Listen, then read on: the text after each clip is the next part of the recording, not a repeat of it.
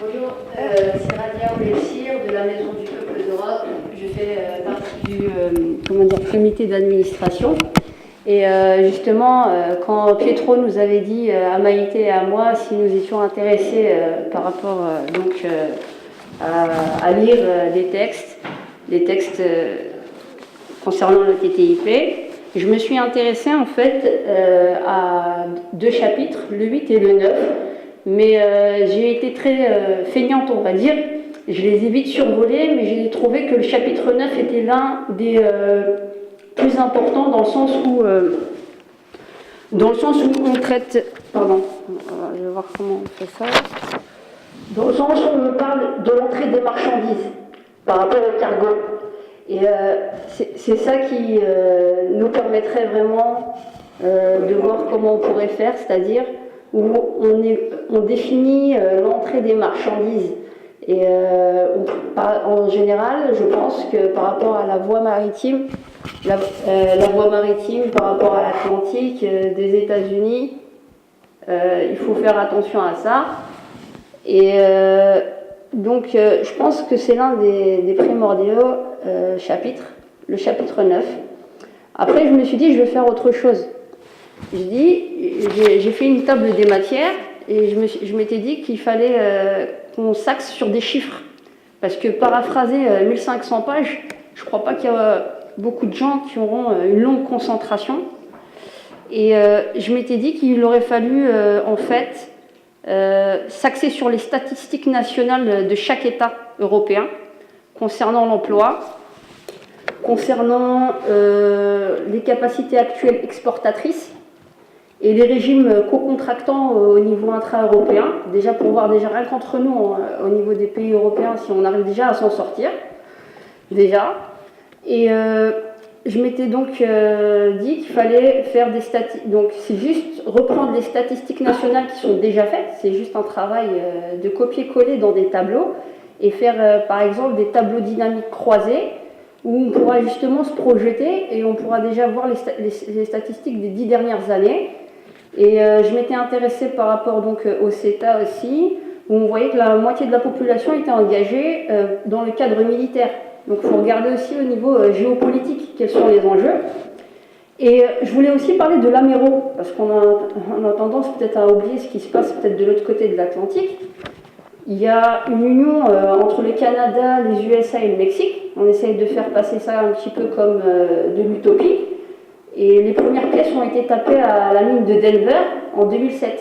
2007-2008, et la Chine en a commandé, l'AMERO, pour l'équivalent, je crois, de 8 millions, si je ne me trompe pas.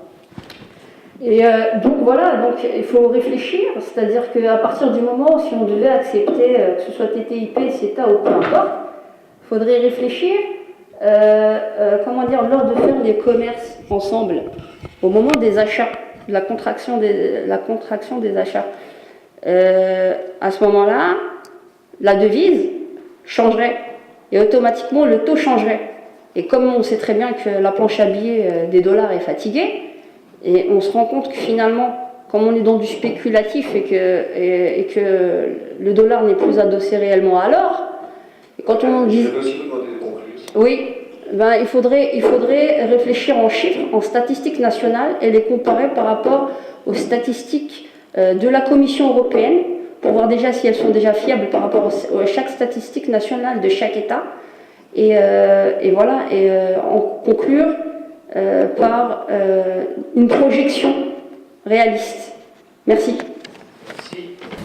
Ik zal in het Nederlands en het Engels spreken. Het belangrijkste wat ik kan zeggen gelijk zijn dat er een legislation clause moet zouden zijn in het verdrag. Waarin bepaald wordt dat er degelijk een onderscheid is tussen droit public en droit privé. Dat eigenlijk, zelfs multinationalen, ze kunnen natuurlijk proberen, maar niet binnen het handelsverdrag, alleen kunnen legifereren via de staat. Het moet, vind ik, via het Forum de Coopération Réglementaire vanuit elke sector naar de naties gebracht worden en alleen de staten kunnen hier legifereren. Dat lijkt me essentieel. Ik vind ook dat het tijd zou zijn, UNCTAD rules waren helemaal niet slecht, United Nations Conference of trade and development. The law must be possible to be tested. En een international law of sale heeft wel degelijk een goede betekenis. Omdat in het verleden werd steeds artikel per artikel parlementair bewaakt en goedgekeurd, gevalideerd. Dat hoort te blijven en in de continuïteit. Want Europa zegt zelf in the future to achieve legitimate public policies objectives. Het gaat dus wel degelijk over een duidelijk onderscheid tussen privé en publiek. Geen beloften, maar een regulatory basis. Wij zijn ook meer, hier wordt gesproken over consumers, en dat begrijp je in deze context, but we are more than consumers. En dat moet wel duidelijk naar buiten worden gebracht in dergelijk verdrag. Ik herinner me, Claudine Moriette sprak voor de Franse televisie met anderen over United Nations Security Council en zij bracht sterk naar voren, maar werd weggedrukt, fraudulous earning systems and patterns and crime. Wij willen geen internationale handel en investment die gebaseerd is op eigenaardige en heel vage en criminele circuits waarin geld wordt op grote schaal witgewassen. Ook waarin banken worden toegestaan, zelfs staatsbanken vandaag nog, ik zal ze niet benoemen, die honderden miljoenen euro's creëert in vals fictief geld. Dat mag gewoon niet kunnen. Dus parliamentary control ongoing. Dank u wel. Ik ben Kitty Snieders en ik werk voor Greenpeace België. De hervormingen die voorgesteld zijn van het ISDS, dus het Investment Court System, als NGO's hebben wij nagedacht van hoe kunnen we hier het beste op reageren, want er worden voorstellen gedaan en elk voorstel zou je eigenlijk positief moeten benaderen. Maar het is een hele moeilijke en wat ik ook begreep van meneer Lagasse, dat was een van de positieve punten dan van het akkoord, dat we blij zijn dat er hervormingen voorgesteld worden. Maar als je dan arbitrage-specialisten aan het woord hoort, ik heb er eentje gehoord onlangs 2 dagen, Gus van Harten, hij is een Canadees professor die daar al jaren mee bezig is. En die zei het is zo moeilijk, want je kunt wel een wiel en een stuur in je oprit hebben staan, maar het maakt nog steeds geen auto. Arbitrage en rechtssystemen moeten echt voldoen aan alle institutionele voorwaarden van een officiële rechtssysteem om volwaardig te zijn, zonder dat judges of lawyers allerlei loopholes, dus omwegen kunnen vinden om toch misbruik te maken van dit systeem. En wat heel verontrustend is, want als de commissie zegt the states will keep their right to regulate, we kunnen nog steeds uiteraard regelgeving maken, maar we moeten betalen.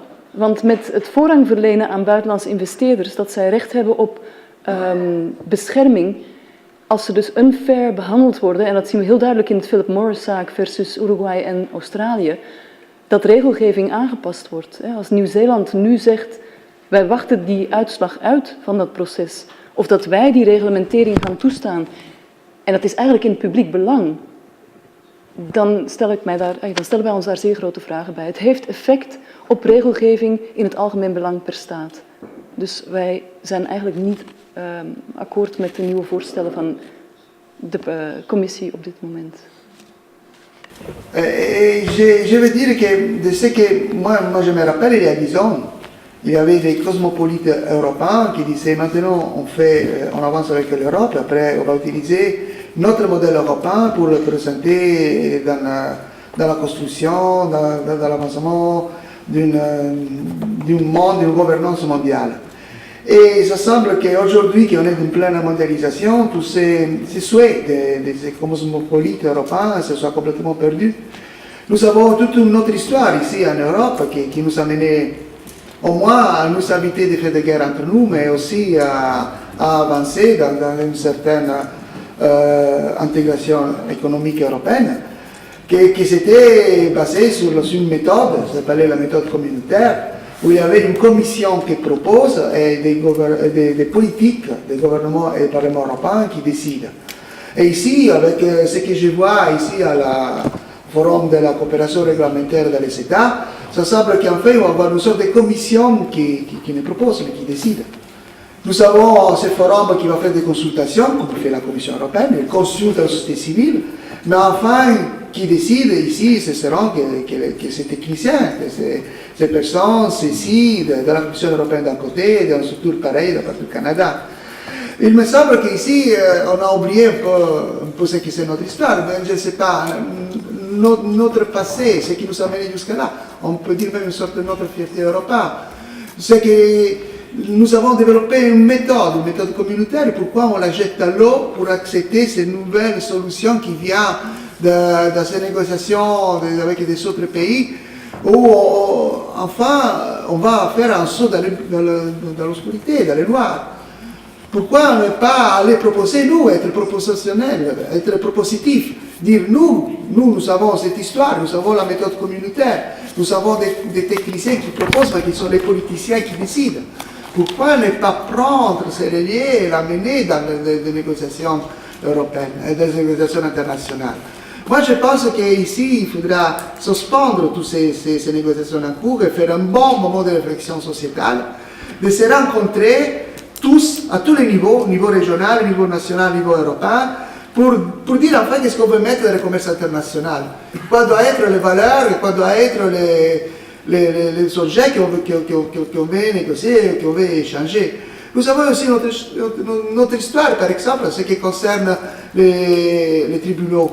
Ben, ici, on propose un tribunal international du commerce, mais ici, par exemple, nous avons eu en Europe des juridictions nationales avec les questions préjudicielles qui posaient des questions à la Cour de justice européenne sur comment prendre des positions. Et ce qui s'est changé par rapport à... C'était quoi l'avantage de cela? C'est que même les citoyens n'ont pu s'adresser à un tribunal national. En revanche, ici, dans ce tribunal international du commerce, il n'y a pas de possibilité pour les citoyens, c'est seulement les entreprises. Peut-être on va donner des espaces à l'État. Mais pourquoi, oui, voilà, j'ai compris, pourquoi justement on a oublié ce qui nous a mené jusqu'à là? On va entrer dans des négociations avec des autres pays, des négociations internationales, en rejetant enfin ce que c'était notre passé, qui était bien constructif, qui a amené à des choses intéressantes et positives. Hallo. Ja, het is moeilijk, ik weet het, om kort te zijn, maar ik ga dat toch doen. Ik heet Karin Verhelst, ik spreek hier voor D1920, dit is naar Feit. Het burgerplatform dat een heel aantal concrete acties heeft op poten gezet in de recente jaren, samen met een aantal andere actoren zoals syndicaten, NGO's, boerenorganisaties en dergelijke. Ik wil gewoon enkele puntjes aanhalen die, laten we zeggen, fundamenteel heel het idee van vrijhandelsverdragen zoals die nu worden genegocieerd opnieuw in vraag stelt of aan de orde stelt. En ik sluit me daardoor eigenlijk wel aan bij een aantal zaken die hier al zijn gezegd. Het eerste is dat het zeer belangrijk is om u te realiseren dat vrijhandel, in de zin van vrijhandelsverdragen en vrije handel, dat niet hetzelfde is. Het begrip vrijhandel heeft hier in deze context allang, en dat is eigenlijk sinds dat men over niet-tarifaire barrières beginnen spreken is, heeft eigenlijk allang impliciet het idee gekregen van een ander maatschappijmodel waarin alles aan handel en investeringen onderschikt wordt gemaakt. Ferdi de Ville heeft dat in zijn recent boek over het TTIP en CETA deep liberalization genoemd. Dus vanaf het moment dat je zelfs maar in de logica van de onderhandelingen voor de vrijhandelsverdragen, zoals die nu worden opgevat, stapt je al in de logica van het transformeren van de maatschappij in de zin van de deep liberalization. En de vraag is of wij dat wel moeten doen. Dus ik sluit me wat dat betreft wel aan bij Pietro dat het beter is om voor het moment te stoppen daarmee en zich die vraag eerst fundamenteel te stellen. Ik sluit me dan ook aan bij de professor die in het begin gesproken heeft dat het eigenlijk over quasi-constitutionele verdragen gaat. Op een sluipende manier worden de fundamentele mechanismen van de maatschappij veranderd in een zin die zeker niet gewenst is door grote delen van de bevolking. Ook daar stelt zich de vraag van de soevereiniteit niet alleen op het niveau van de EU, maar zeker ook op het niveau van onze eigen democratieën, de nationale democratieën en de delen die daarin actief zijn. Dat is mijn eerste punt. Het tweede punt, het is ook aangeraakt, maar ik wil daar toch iets van in het licht stellen, is het geopolitieke punt. Inderdaad, de zogezegde alliantie tussen de Verenigde Staten en Europa, en hier zet ik dat begrip even tussen aanhalingstekens, dient een aantal geopolitieke belangen van de Verenigde Staten als dusdanig, niet alleen ten opzichte van China, wat al schandalig in de huidige wereldordening gesproken genoeg is. We kunnen kijken naar het TPP, het Trans-Pacific Partnership, dat speciaal gedesigneerd is om China buiten te houden, maar ook ten opzichte van Rusland. We kunnen terecht veel kritiek hebben op Rusland, maar Rusland is een toekomstige partner van de Europese Unie in het Eurasiatische continent. Iemand die dat ontkent, leeft op een andere planeet. En in die zin is het toch wel opmerkelijk om nog eens vast te stellen dat vrijhandel, ik zeg niet vrije handel, maar vrijhandel in de ideologische maatschappelijke zin, zoals ik daar juist heb gedefinieerd, en oorlog spijtig genoeg dikwijls samengaan. Dat is al zo sinds NAFTA, het verdrag tussen Mexico en de Verenigde Staten en Canada, wat aanleiding heeft gegeven tot een opstand, een gewapende opstand binnen Mexico zelf. En dat is opnieuw zo gebleken met de Oekraïnse crisis. Je moet dat ook alsjeblieft in het achterhoofd houden. Ten derde, het TPP, het Trans-Pacific Partnership. Niet alleen CETA is al geconcludeerd, maar ook TPP. Daarin zien wij dat de vereisten van de Verenigde Staten wat betreft bijvoorbeeld ISDS nog veel verder gaan dan wij hadden gevreesd. En het argument van de pariteit zal door de Amerikaanse onderhandelaars in elk geval worden uitgespeeld. Dus degenen die denken dat met een paar schoonheidsoperaties à la Europese Commissie het probleem zal verdwijnen, die leven ook op een andere planeet. En dan tenslotte zou ik nog willen wijzen op het feit dat het democratisch deficit dat wij aan het werk zien op het niveau van deze onderhandelingen, terwijl het over de meest fundamentele mechanismen van onze maatschappij gaat, dat dat eigenlijk zich reflecteert in het democratisch deficit dat wij spijtig genoeg en blijkbaar hoe langer hoe meer vaststellen, ook intern op het niveau van de Europese besluitvorming zelf.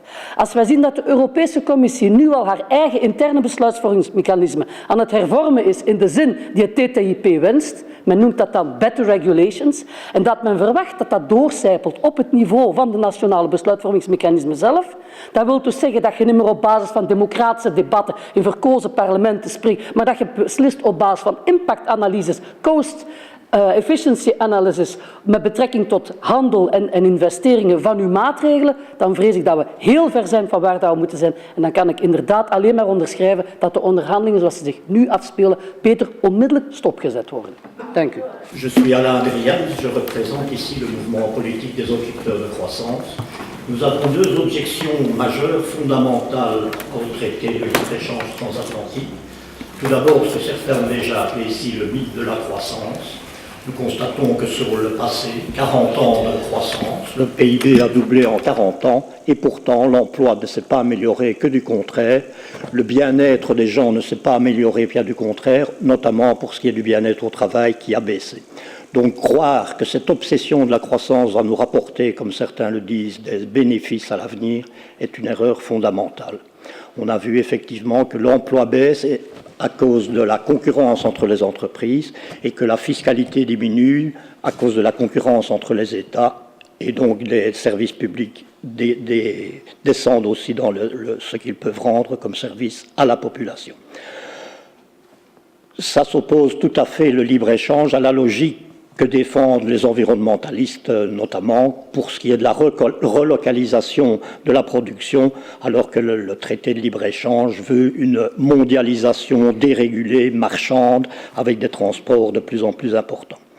Deuxième objectif de ce traité que nous contestons, c'est celui qui est un peu caché, celui qui est géopolitique. On l'a déjà dit ici, on veut nous accrocher au camp, je dirais, atlantique. Et en manière d'anecdote, je suggérerais à chacun de relire 1984 de George Orwell, avec les trois empires qui existent, East-Asia, la Chine, Eurasia, l'URSS et les pays un peu autour, et Océania avec la Grande-Bretagne, les États-Unis, l'Amérique du Sud et l'Australie. On veut nous attacher à Océania, je crois qu'on ne doit pas se laisser faire.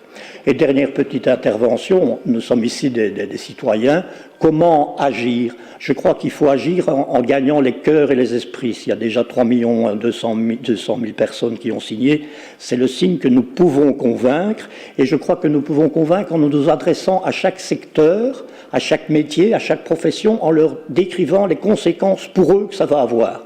On l'a un peu fait avec des 19-20 où je suis aussi présent pour les agriculteurs. Je crois que nous avons bien compris ce que le libre-échange avait comme conséquence pour l'agriculture. Je crois qu'il faut faire ça pour tous les domaines, pour tous les métiers, pour toutes les professions et convaincre les gens de plus en plus. Nous n'avons pas beaucoup de temps malheureusement, mais je crois qu'il faut agir vite et fort. Je vais être très bref.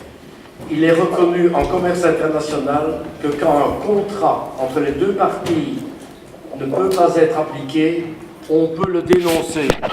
Et on va en justice éventuellement, mais on finit par gagner. Eh bien ici, les accords ne sont pas encore définitivement signés. Il est grand temps de simplement dire stop. J'ai simplement oublié quelque chose concernant le règlement des différends et je réponds à Madame qui avait évoqué mon intervention là-dessus. C'était une dernière page que j'ai oublié de lire, mais c'est 3-4 lignes. Donc sur le RDIE, nous ne pouvons suivre la commission que pour autant qu'il y ait 4 conditions. Nomination des juges par les pouvoirs publics, publicité des audiences. Le RDIE ne peut pas conduire à la condamnation des États européens pour leurs normes. Parce qu'évidemment, c'est ça un peu le jeu de Dupe, c'est qu'on dit vous pouvez garder votre norme, mais on instaure un tribunal qui pourra condamner les États à payer des indemnités. Alors là, c'est une victoire à la Pyrrhus, je veux dire que c'est... Et enfin, la liste des domaines protégés, je ne vais pas lire parce qu'on n'a pas le temps, mais dans le projet de la Commission est insuffisante. Il manque l'éducation, la formation professionnelle, l'audiovisuel, la culture, la santé des animaux et des végétaux, l'interdiction des OGM, le recours aux hormones dans le secteur de la viande bovine, tout l'objet du règlement REACH et sa mise en œuvre, ainsi que le clonage des animaux et des fins agricoles. La législation sur la protection des travailleurs et le droit du travail en général, le droit des sociétés, à quoi il faut ajouter le concept de service d'intérêt général. Vous voyez que même là où il y a une avancée, la matière couverte est nettement insuffisante. Mais, très simplement, d'abord, je voudrais remercier tous ceux qui sont, en tant que président de la Maison du Peuple d'Europe, je voudrais vraiment vivement vous remercier tous pour l'intérêt de vos communications et de votre questionnement et de votre réflexion. Pour moi, en tant que citoyenne et président de la Maison du Peuple d'Europe, cela montre qu'il y a des ressources parmi les mandataires, parmi les citoyens simples, concernant la capacité de s'informer et de réfléchir à sur des questions aussi importantes. Voilà, donc on le démontre ici. Simplement, ce n'est qu'un début, comme on dirait, comme on dit, parce qu'il s'agirait évidemment d'unir ces différentes forces. On voit très bien qu'il y a énormément d'arguments. On ne voit d'ailleurs pas quels sont les arguments et quels sont vraiment les avantages de continuer dans la voie de cette négociation de traité transatlantique. On ne la saisit pas, on en voit plutôt les effets négatifs. C'est ce qui ressort globalement, même s'il y a quelques effets positifs. Je ne vais pas reprendre les débats et les exposer. Donc, pour moi, il s'agirait de créer une véritable culture de la communication et de l'interaction entre le travail des parlementaires et le travail des citoyens. Et je voudrais, je ne sais pas combien de parlementaires sont présents aujourd'hui, je voudrais que ce soit une première et que sur d'autres questions, il y ait d'autres assemblées du même ordre, puisqu'il me semble que nous avons montré que nous sommes tout à fait capables de réfléchir, de poser des questions et d'avoir une vision aussi raisonnée, critique et constructive sur ces sujets. Voilà. Je voudrais aussi dire que je souhaiterais dans l'avenir que les différents mouvements citoyens qui existent ici puissent se regrouper pour unir leurs efforts et travailler diversement chacun à ce lobbying citoyen qui n'est évidemment pas à comparer avec le lobbying des entreprises et des multinationales. Il faut qu'il soit autre et c'est ce que nous tentons et nous tâchons de faire, entre autres aujourd'hui. Merci.